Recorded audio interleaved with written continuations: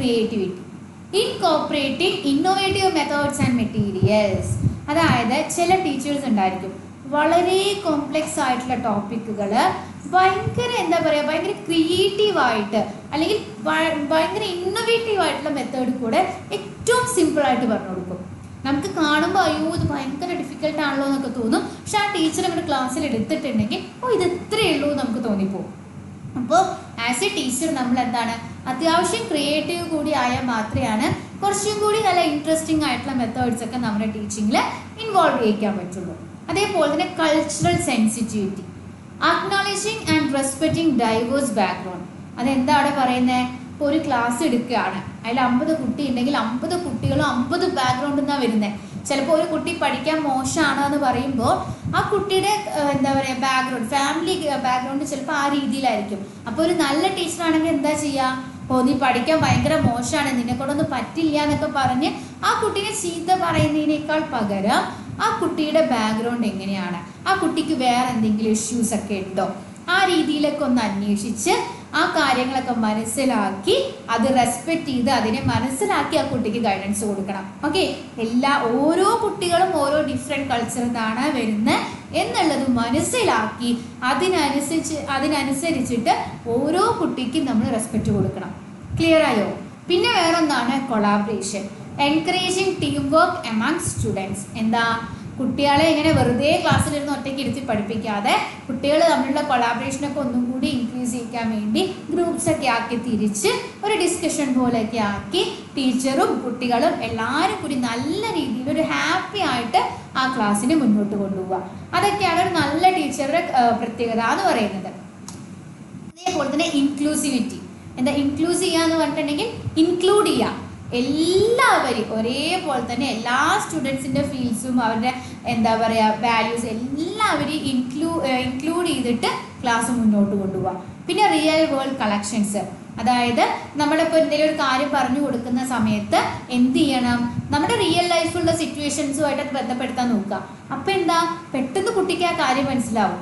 അല്ലാതെ വെറുതെ തിയറി മാത്രം പറഞ്ഞുകൊണ്ടിരുന്നാൽ ചിലപ്പോൾ ആ കുട്ടിക്ക് അത് അത്ര പെട്ടെന്ന് മനസ്സിലാവണമെന്നില്ല. ചിലപ്പോൾ ഏറ്റവും ടഫായിട്ടുള്ളൊരു ടോപ്പിക്ക് നമ്മുടെ ലൈഫിലുള്ളൊരു എക്സ്പീരിയൻസ് വെച്ച് പറഞ്ഞു കൊടുക്കുമ്പോൾ അത് ഏറ്റവും സിമ്പിളായിട്ട് അവർക്ക് ഫീൽ ചെയ്യും. Okay, then patience. ഏറ്റവും കൂടുതൽ നമുക്ക് ആവശ്യമായിട്ടുള്ള കാര്യമാണ് ക്ഷമ. Remaining calm and understanding when challenges arise. എന്താണ്? ക്ലാസ്സിലാണെങ്കിലും കുട്ടികൾ വെറുതെ ബഹളം വയ്ക്കുകയാണ്, അല്ലെങ്കിൽ കുട്ടികൾ ഭയങ്കര പ്രശ്നമാണെന്നൊക്കെ പറഞ്ഞ് ഭയങ്കര ടെൻഷൻ അടിക്കുന്നതിനൊക്കെ പകരം കാം ആൻഡ് ക്വയറ്റ് ആയിട്ട് ക്ഷമയോടുകൂടി ഇതിനെന്താ പരിഹാരം ചെയ്യുക എന്നുള്ളത് നമ്മളെ ടെൻഷനൊക്കെ ഒന്ന് മാറ്റി വെച്ച് നല്ല രീതിയിലൊക്കെ നോക്കുക. അതേപോലെ തന്നെ എന്തെങ്കിലും ഒരു പ്രശ്നം ഉണ്ടാകുമ്പോഴേക്കും അത് കുത്തിപ്പൊക്കി വലുതാക്കി അതിനെ വലിയ എന്തെങ്കിലും ആക്കുന്നതിന് പകരം മെല്ലെ സാവധാനത്തിൽ എന്ത് ചെയ്യുക? ക്ഷമയോടുകൂടി അതെങ്ങനെ പരിഹരിക്കാം എന്നുള്ളത് നോക്കാം. ഓക്കെ, അപ്പോൾ ഇതൊക്കെയാണ് നമ്മുടെ നല്ലൊരു ടീച്ചറിൻ്റെ ക്വാളിറ്റീസ് ആയിട്ട് പറയുന്നത്. പിന്നെ അവിടെ പറയുന്നത് കണ്ടിന്യൂസ് ഇംപ്രൂവ്മെൻ്റ് ആണ്. എന്താ? നമ്മൾ കാലം മാറുന്നതിനനുസരിച്ച് ടീച്ചേഴ്സും എന്ത് ചെയ്യണം? അപ്ഡേറ്റ് ചെയ്തുകൊണ്ടേയിരിക്കണം. നല്ല ബെസ്റ്റ് പ്രാക്ടീസസിലൊക്കെ നമ്മളത് അപ്ഡേഷൻ നടന്നുകൊണ്ടേയിരിക്കണം. അതേപോലെ തന്നെ എംപതി ആൻഡ് സപ്പോർട്ട്, കുട്ടികളുടെ അവരുടെ നീഡ്സ്, അതേപോലെ തന്നെ അവരുടെ ഇമോഷണൽ ഫീലിങ്സ് അതെല്ലാം നമ്മൾ മനസ്സിലാക്കി അവർക്കൊരു സപ്പോർട്ടാണ് നമ്മൾ കൊടുക്കേണ്ടത്. അല്ലാതെ ടീച്ചർ എന്ന് പറഞ്ഞാൽ വെറുതെ എന്നല്ല കണ്ടന്റ് പറഞ്ഞു കൊടുക്കുന്ന ഒരാളല്ല. ഒരു കുട്ടിയെ സംബന്ധിച്ച് സ്കൂളിൽ പോകുന്നൊരു കുട്ടിയൊക്കെ ആണെന്നുണ്ടെങ്കിൽ എന്താ ആ കുട്ടിയുടെ ലൈഫിൽ ഏറ്റവും കൂടുതൽ സമയം, ഇപ്പോൾ ഒരു ഡേ എടുക്കുകയാണെങ്കിൽ ഏറ്റവും കൂടുതൽ സമയം ആ കുട്ടി ചിലവാക്കുന്നത് ആ കുട്ടിയുടെ സ്കൂളിലാണ്. സോ പാരൻസിനേക്കാൾ കൂടുതൽ ആ കുട്ടിയായിട്ട് ഇടപഴകുന്നത് ടീച്ചേഴ്സാണ്. സോ ഒരു ടീച്ചർ നല്ലൊരു ടീച്ചറിനാവുമ്പോൾ ആ കുട്ടിയുടെ എല്ലാ കാര്യങ്ങളും മനസ്സിലാക്കി അവർക്കൊരു സപ്പോർട്ട് കൊടുക്കാൻ പറ്റുന്നതായിരിക്കണം. അതേപോലെ തന്നെ ഓർഗനൈസേഷൻ, നമ്മൾ എടുക്കാൻ പോകുന്ന ലെസൺസ് ആണെങ്കിലും എന്താണെങ്കിലും നല്ല വെൽ പ്രിപ്പയർഡ് ആയിട്ട് ചെയ്യാം. നല്ല പോലെ കുട്ടികൾക്ക് മനസ്സിലാവുന്ന രീതിയിൽ അതിനെ സ്ട്രക്ചർ ചെയ്യുക. അതേപോലെ തന്നെ modelling behaviour, demonstrating positive attitudes and behaviours. ഇത് രണ്ട് രീതിയിൽ എടുക്കാം. അപ്പം ആസ് എ ടീച്ചർ എന്താണ് മറ്റുള്ളവരുടെ കുട്ടികളുടെ ചിലപ്പോൾ നല്ല സ്വഭാവങ്ങളൊക്കെ നമുക്ക് അതേപോലെ നമുക്ക് ഡെമോൺസ്ട്രേറ്റ് ചെയ്യാം. അല്ലെങ്കിൽ കുട്ടികളിലെ പോസിറ്റീവ് സ്വഭാവങ്ങൾ, നല്ല ആറ്റിറ്റ്യൂഡ്സ് അതെല്ലാം നമുക്ക് റിഫ്ലക്റ്റ് ചെയ്യിക്കാൻ വേണ്ടി പറ്റും. അതല്ലാതെ നമ്മൾ സ്വയം അവർക്കൊരു മോഡലാവാനും നമ്മൾ ശ്രമിക്കണം. ഓക്കെ, അതേപോലെ തന്നെയാണ് റിസോഴ്സ്ഫുൾനെസ്. എന്താ? Utilising various resources and materials effectively.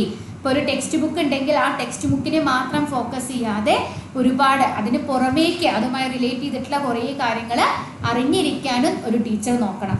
അതേപോലെ തന്നെയാണ് reflectiveness, regularly assessing and reflecting on one's teaching practices. അങ്ങനെ നമ്മൾ നല്ലപോലെ എല്ലാവരെയും നോക്കി അവരുടെ കാര്യങ്ങളൊക്കെ റിഫ്ലക്റ്റ് ചെയ്ത് നല്ലൊരു ടീച്ചർ ആവാൻ വേണ്ടിയിട്ട് നോക്കുക.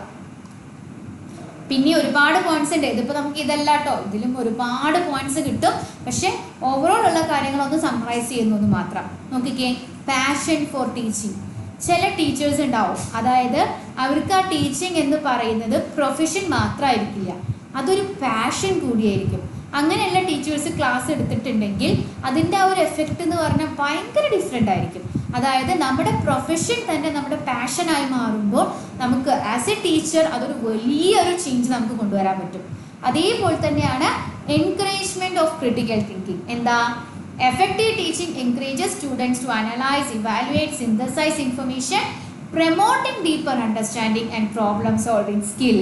അപ്പോൾ നോക്കിക്കേ, നമ്മളിപ്പോൾ എന്തെങ്കിലും ഒരു കാര്യം ടോപ്പിക്ക് പഠിപ്പിക്കുകയാണെന്നുണ്ടെങ്കിൽ അത് ജസ്റ്റ് പഠിപ്പിക്കാതെ അതുമായിട്ട് ഇപ്പോൾ റീസെൻ്റ് ആയിട്ട് നടന്ന ഏതെങ്കിലും ഒരു ഇഷ്യൂ ആയിട്ട് കണക്ട് ചെയ്യേ, അല്ലെങ്കിൽ ആ ഇഷ്യൂ ഇപ്പോൾ എന്തെങ്കിലും ഒരു ഇഷ്യൂ എന്തെങ്കിലും ഒരു ഇവൻറ്റോ ഉണ്ടായിട്ടുണ്ടെങ്കിൽ അതിൽ നമ്മൾ പഠിപ്പിച്ച കാര്യം എങ്ങനെ യൂസ് ആവുന്നു, അങ്ങനെയൊക്കെ ബാക്കി കാര്യങ്ങളെല്ലാം ഉൾപ്പെടുത്തിക്കൊണ്ട് അവരുടെ ആ ഒരു ക്രിട്ടിക്കൽ തിങ്കിങ് ഇംപ്രൂവ് ചെയ്യിക്കാൻ വേണ്ടി നോക്കണം.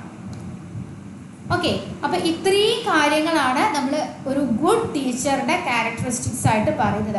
ഒന്നുമില്ല, എല്ലാ രീതിയിലും കുട്ടികളെ കേൾക്കാനും കുട്ടികളെ മനസ്സിലാക്കാനും അതേപോലെ തന്നെ അവരുടെ കാര്യങ്ങളൊക്കെ സംസാരിച്ച് അവർക്ക് നല്ലൊരു സപ്പോർട്ട് കൊടുത്ത് നല്ല രീതിയിൽ നോളേജും കൊടുത്ത് ഓവറോൾ ഡെവലപ്മെൻറ്റിനെ ഹെൽപ്പ് ചെയ്യുന്ന ഒരാളായിരിക്കണം ആര്?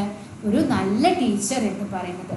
ഓക്കെ, അപ്പോൾ ഈ ചാപ്റ്ററിൽ നമ്മൾ സ്റ്റാർട്ടിങ് മുതൽ എടുക്കുകയാണെന്നുണ്ടെങ്കിൽ നമ്മൾ എന്തൊക്കെയാണ് പറഞ്ഞിട്ടുണ്ടായിരുന്നത്? ലേണിംഗ് എന്താണ്, അതിൻ്റെ മീനിങ് എന്താണ്, എലമെൻറ്റ്സ് എന്താണ്, അതേപോലെ ഡിഫറെൻറ്റ് ടൈപ്സ് ഓഫ് ലേണിംഗ് ഏതൊക്കെയായിരുന്നു എന്ന് ഓർമ്മയുണ്ടോ?